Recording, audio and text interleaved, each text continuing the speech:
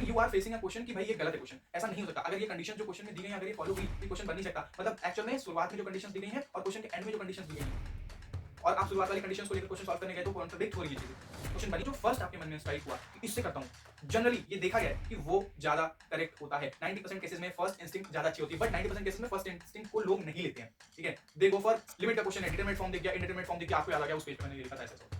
ठीक है, तो go with the keywords. Hello everyone, my name is Vaibhav, I am currently a first year undergrad eight IIT Kanpur. आज इस video में बात करने वाले हैं तुक्का ट्रिक्स के बारे में। तो तुक्का ट्रिक्स जैसी कोई चीज नहीं होती, मैं कभी भी ऐसी वीडियोस नहीं बनाता, but the thing is that जो एग्जाम आप दे रहे हो उसमें यू नो कि अगर आप 4 नंबर भी एक्स्ट्रा ले आ रहे हो, 8 नंबर भी एक्स्ट्रा ले आ रहे हो, 10 नंबर भी एक्स्ट्रा ले आ रहे हो, तो you know the percentile gap, you know the rank gap, so that is needed. देखो, these are the some tricks जो कि केक पे पुडिंग का काम करेंगे, दाल में घी का काम करेंगे। इट्स नॉट लाइक दैट कि आपके पास खाना नहीं है तब भी आप पेट भर सकते हो, नहीं। आपने कुछ नहीं पढ़ा है तो आपका कुछ नहीं होगा। These are only the things, since ये जो पेपर्स अभी बन रहे हैं ये प्रोफेसर्स बना रहे हैं, लोग बना रहे हैं, तो उनकी साइकोलॉजी को समझना है ना, उनके बायसनेस को समझना और उनके माइंडसेट को समझ के कुछ चीजें अपने फेवर में कर पाना, that is the point my friend. It's not like that कि आप कुछ जादू करके चीजों को एक्सप्लोर कर रहे हो, कुछ जादू करके एक ऑप्शन टिक कर लिया, है ना। तो ये अगर सुनने आए हो और अगर आपने कुछ भी नहीं पढ़ा है तो कुछ हेल्प नहीं हो रही होगी इस वीडियो से, ठीक है। So without getting much late, let's start the video.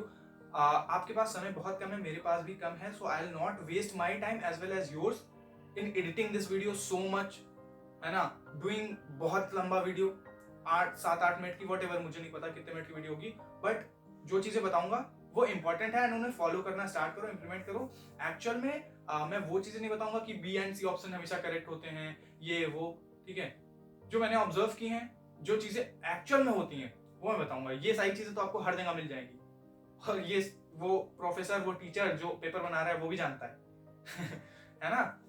So starting out the first one, that is longest answer trick. मतलब factual questions, assertion reason question, जिसमें आपको कोई प्रोसेस हो रही है, कुछ हो रहा है, कोई फिनोमेना हो रहा है, उसका रीजन बताना है या उसको एक्सप्लेन करते हुए 4 ऑप्शन दिए गए और पूछा गया है क्या करेक्ट है। तो इसमें यू नीड टू केयर कि आप खुद अगर पेपर बना रहे होते तो अगर आपको सही आंसर पता है तो आप वो लिखते, उसके अलावा की जो 2-3 ऑप्शन रहते वो आप उतना टाइम नहीं दे रहे होते उस पर, एकदम इजी ऐसे ही लिख दिया कुछ भी।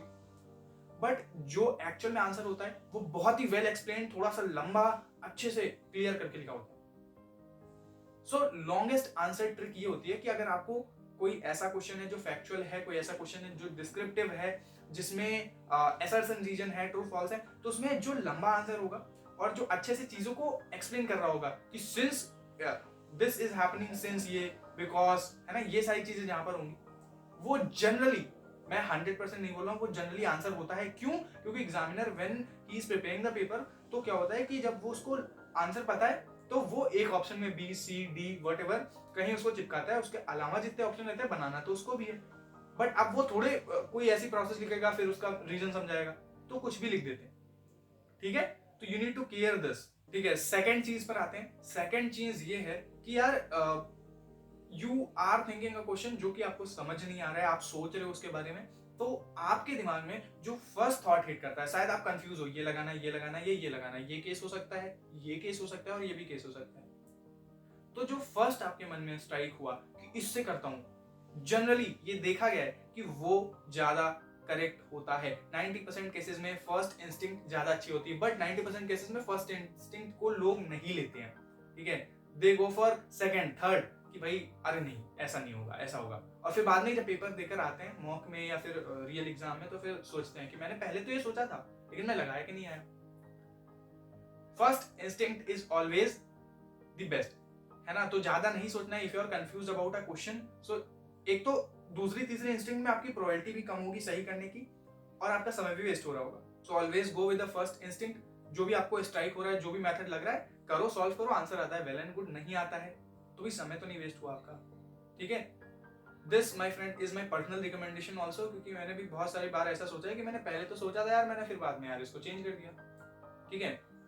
Coming to the third most important thing, that is keyword. Like if question कोई दिया हुआ है एंड आप उसको पढ़ रहे हो आपको इंग्लिश नहीं समझ में आ रही है, पहली चीज आपको कॉन्सेप्ट नहीं समझ में आ रहा है, आपको ये नहीं चमक रहा है कि किस पोर्शन से आया ये क्वेश्चन, किस चैप्टर का है ये क्वेश्चन, कई बार चैप्टर भी लिंक हो जाते हैं, टॉपिक से आया वो नहीं पता मुझे, ये टॉपिक मैंने कभी पढ़ा नहीं है, तो my friend go with the, और ये जब लंबा क्वेश्चन दिया होता है, जे एडवांस के क्वेश्चंस में भी ऐसा होता है, बट ठीक है मेंस में भी कभी कभी लंबे क्वेश्चंस होते हैं जो कि शायद इंग्लिश नहीं समझ में आ रही है, या शायद मतलब ये नहीं समझ में आ रहा है कहाँ से क्वेश्चन आया है, किस पोर्शन से आया है, किस टॉपिक से आया है, तो गो विद द कीवर्ड्स, कि भाई आप कीवर्ड्स पकड़ रहे हो, तो होता क्या है कि आप कोई चीज अपने कोचिंग में पढ़ रहे हो, ठीक है, उसको घर आके रिवाइज नहीं किया, या वट एवर रीजन वो आपके दिमाग से स्लिप हो गई, बट अगर आपको उस चीज के कीवर्ड्स मिल जाते हैं, उस चीज के साइन मिल जाता है, फिर आपका दिमाग सबकॉन्शियसली 90% चांसेस है कि वो उस चीज तक पहुंच जाए, उस चीज को क्रैक कर ले, ठीक है। लिमिट का क्वेश्चन है, डिटरमिनेट फॉर्म दिख गया, इनडिटरमिनेट फॉर्म दिख गया, आपको याद आ गया उस पेज पे मैंने ये लिखा था ऐसा ऐसा, ठीक है, तो go with the keywords, this helps a lot. और मैं ये ऐसे ही नहीं बोल रहा हूं, these tricks are very effective, they are working tricks, ठीक है। तो अगर ये 4-5 चीजें जो ट्रिक्स बता रहा हूं, हो सकता है ये चार ना वर्क करें, बट एक ट्रिक अगर वर्क कर गई, 2 क्वेश्चन आपके सही हो गए, तो क्या हो रहा है। Now coming to the fourth one, that is my personal favourite.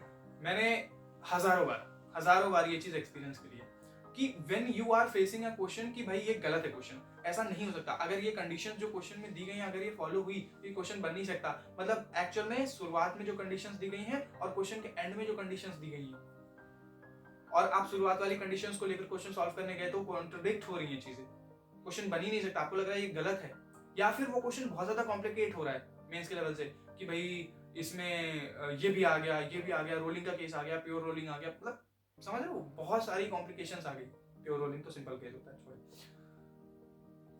तो वो चीजें जो आपने कभी नहीं पढ़ी हैं, ऐसा भी हो सकता है, ऐसा भी हो सकता है, फ्रिक्शन भी लग सकता है, ये भी हो सकता है, भाई उतना टाइम नहीं है और उतने हाई लेवल क्वेश्चन नहीं आते मेंस में, क्योंकि 2 ही मिनट में आपको क्वेश्चन करना है। So if you even J advance में भी if the question is way more complicated, way more calculative, leave it, छोड़ दो, या फिर उसको दूसरी तरीके सोचो, उसका स्पेशल केस सोचो, उसका बिल्कुल बेसिक वन वाला सोचो, ठीक है। तो ये बहुत ज्यादा काम करती है। मैं कई बार पेपर में स्टक हो गया, या तो मैंने गलत कर दिया उस क्वेश्चन को, या फिर मैं बहुत ज्यादा देर तक उसमें फंसा रहा, टाइम वेस्ट कर दिया। भाई क्वेश्चन जब गलत लग रहा है ना आपको, छोड़ दो, या फिर दूसरे तरीके सोचो, ठीक है। Coming to the last one, that is fifth tip और ट्रिक, इट इज कि भाई दिमाग लगाना है, ठीक है। मैंने जो बोल दिया हर क्वेश्चन में ऐसे तुम ढूंढ रहे हो, ऐसे अप्लाई कर रहे हो, these are some things, cake के ऊपर पुडिंग है, हो सकता है वो काम कर जाए, हो सकता है वो डेकोरेशन बढ़ा दे, हो सकता है अच्छी लग जाए, but they will not work if you have not studied anything. अगर आप अपना दिमाग नहीं लगा रहे हो पेपर में, तो ये वर्क नहीं कर रही होंगी। और आपने कुछ नहीं पढ़ा है तो अभी पढ़ो जाके, ये वीडियो पेपर के एक दिन पहले देख लेना, जो भी शिफ्ट में आपका पेपर होगा, फिर से एक बार आके ये वाला वीडियो देख लेना, वो चीजें याद रहेंगी। इसमें कोई कॉन्सेप्ट तो समझा नहीं रहा हूं मैं, ठीक है। तो आप अगर ये भरोसे बैठो कि मैं ये ट्रिक से 50 नंबर ले आऊंगा, नहीं होगा भाई, मतलब ऐसा नहीं है, फालतू में लोग नहीं पढ़ते, 50 नंबर नहीं आते, मैथ्स में 30 नंबर लाने में फट जाती है maths. With that being said, let's end the video, and if you have further doubts and queries, you can always comment in comment section. I'll try my best to make a short, crisp, fine video, not very long video, not well edited video, but surely it will help you, है ना। It will not, maybe it will not increase your dopamine, but it will help you, ठीक है। So ठीक है, इतने तक